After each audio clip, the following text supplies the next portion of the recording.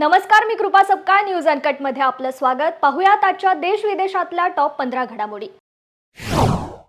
आज श्रीराम प्राणप्रतिष्ठेनिमित्त संपूर्ण भारतात राम नामाचा जयघोष मोठ्या प्रमाणावर होत आहे. यासोबतच भारतातील राम मंदिर सोहळ्याची धूम परदेशातही पाहायला मिळते. सोहळ्याच्या निमित्ताने विविध कार्यक्रम परदेशातही आयोजित करण्यात आले होते. राम मंदिर सोहळ्याच्या पार्श्वभूमीवर अमेरिकेतील टाइम्स स्क्वेअर येथे लाडू पेढे वाटण्यात आलेत. दुबई, कॅनडा, ऑस्ट्रेलिया, न्यूझीलंड यांसह अनेक ठिकाणी विशेष कार्यक्रमांचं आयोजन करण्यात आलंय. अयोध्यामध्ये रामलल्ला प्राणप्रतिष्ठा सोहळा पार पडत असताना जगभरात याचा जल्लोष पाहायला मिळत आहे. पॅरिसमधील आयफेल टॉवरचा परिसर सुद्धा रामाच्या जयघोषाने दुमदमून गेलाय. तेथील रामभक्त हा सोहळा अगदी उत्साहाने साजरा करताना दिसतायत. सध्या चारही दिशेने रामनामाचा जयघोष ऐकू येतोय. अशातच आकाशात सुद्धा रामाच्या नावाचा जप केला गेलाय. इंडिगो विमानातून अयोध्येला जाणाऱ्या विमानात प्रवाशांनी राम आएंगे या गाण्याचा ठेका धरत संपूर्ण विमानात भक्तीचं वातावरण निर्माण केलं. हा व्हिडिओ सध्या सोशल मीडियावर व्हायरल होतोय.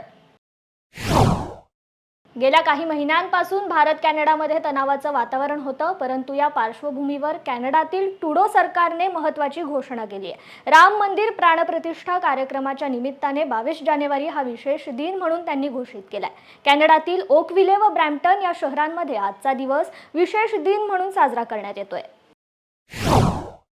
भाविकांच्या जय श्रीरामाच्या घोषणांनी अयोध्येतील रस्ते दुमदुमून गेलेत. राम भक्तांचा हाच जल्लोष अमेरिकेतील न्यूयॉर्क टाइम्स स्क्वेअर येथे देखील पाहायला मिळालाय.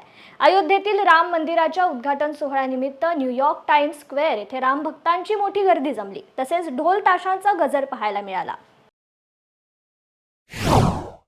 चीनमधील युनान या डोंगराळ भागात भूस्खलन झाल्याची घटना घडली आहे. यात 47 लोक ढिगाऱ्याखाली अडकल्याची शक्यता वर्तवली जाते. आतापर्यंत 200 लोकांना यामधून बाहेर काढण्यात आलं असून अजूनही मदत व बचाव कार्य सुरू आहे. रशियाच्या ताब्यात असलेल्या युक्रेनच्या बाजारपेठेत मोठा बॉम्बस्फोट झालाय. या बॉम्बस्फोटात 27 जणांचा मृत्यू झालाय तर 25 जण जखमी झालेत. डोनेत्स्क शहराच्या उपनगरातील टेक्स्टाशिक मध्ये रविवारी सकाळी हा हल्ला करण्यात आल्याची माहिती प्राप्त झाली आहे. ऑस्ट्रेलिया विरुद्ध वेस्ट इंडिज यांच्यातील दुसरा आणि टीम इंडिया विरुद्ध इंग्लंड यांच्यातील पहिला कसोटी सामना हा 25 ते 29 जानेवारी दरम्यान आयोजित करण्यात आलाय. पण अशातच ऑस्ट्रेलियाचा आघाडीचा फलंदाज ट्रेव्हिस हेड याला कसोटी सामन्याच्या काही तासांआधीच कोरोनाची लागण झाल्याची माहिती समोर आली आहे. त्यामुळे ऑस्ट्रेलिया टीमचं टेन्शन वाढलंय. लाईन मुवमेंटच्या परिषदेच्या निमित्ताने युगांडाची राजधानी कंपाला येथे परराष्ट्र मंत्री एस जयशंकर यांनी संयुक्त राष्ट्राचे सरचिटणीस अँटोनियो गुटेरेस आणि सुमारे अर्धा डझन देशांच्या नेत्यांशी द्विपक्षीय चर्चा केली. या देशांमध्ये श्रीलंका आणि इराणच्या प्रमुख नेत्यांचाही समावेश होता. यावेळी द्विपक्षीय संबंध आणि प्रादेशिक मुद्द्यांबरोबर जागतिक पातळीवरील महत्त्वाच्या विषयांवर चर्चा झाली. गाझामध्ये हमासने मोठ्या प्रमाणात बोगदे आणि भुयारांचे नेटवर्क उभे केले असल्याचे संयुक्त राष्ट्राला माहीत नव्हते, असा धक्कादायक दावा संयुक्त राष्ट्राच्या प्रवक्त्यांनी केलाय. मात्र त्या मुद्द्यावर तातडीने एक स्पष्टीकरणही दिले नाही. संयुक्त राष्ट्राचे सरचिटणीस अँटोनियो गुटेरेस यांचे प्रवक्ते स्टीफन दुजारिक यांनी हे स्पष्टीकरण दिले. गाझामधील अनेक शहरांमध्ये संयुक्त राष्ट्राच्या एजन्सी अनेक वर्षांपासून कार्यरत असताना या बोगद्यांबद्दल काहीच माहिती नव्हते का, असा प्रश्न त्यांना विचारण्यात आल्यावर त्यांनी सावरासावर केली आहे. पाकिस्तानमधील इंटरनेट सेवा मोठ्या प्रमाणात विस्कळीत झाली होती. माजी पंतप्रधान आणि तेहरीक-ए-इन्साफ पक्षाचे प्रमुख इम्रान खान हे सोशल मीडियावरून आपल्या पक्षाच्या कार्यकर्त्यांना संबोधित करत असतानाच इंटरनेट सेवा विस्कळीत झाली होती. इंटरनेट सेवा सरकारकडून जाणीवपूर्वक विस्कळीत करण्यात आल्याचा आरोप पीटीआयच्या कार्यकर्त्यांनी केलाय.